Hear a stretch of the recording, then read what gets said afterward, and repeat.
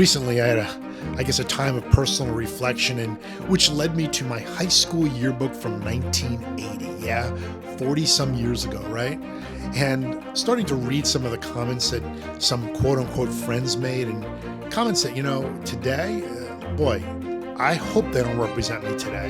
They certainly represented me back then, and I, after reading them, quite frankly, had a lot of regrets. I even got down for a little bit.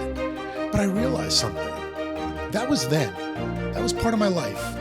If I don't glean from that, if I don't learn from that and make adjustments, well, then it was a wasted time and I can continually regret it. But I also realized this, that I can't live in the past. It's impossible. You can only live in the present. And simultaneously, we cannot live in the future. We can only look to it. So we glean from the past to grow as an individual in the present, so that ultimately it's pointing us into a future, a solid future that has been carved out because we recognize who we really are. You see, when we were 14, 15, 18 years old, is that really who we were? Well, most likely we were in a discovery mode and we were looking to figure out who we were.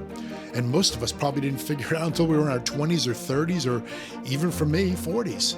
You recognize that I glean from the past. I can cringe, but the reality is, as long as I'm learning and making the necessary adjustments to grow, that is going to be the game changer right there. You see, too many of us, we dwell in the past. We still live in the past in our own minds. Of course, it's impossible to live there.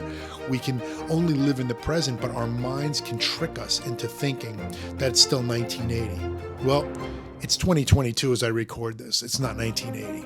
So my question to you is, are you living in the quote-unquote past?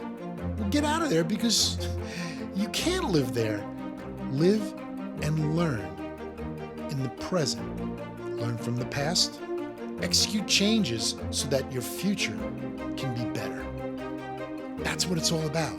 Because you see, at the end of the day, the goal is simple: to leave a Christ-centered legacy for generations to come.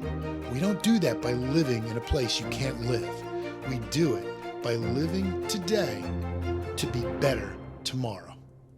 I'm Joe Pellegrino, and this has been Legacy on the Edge.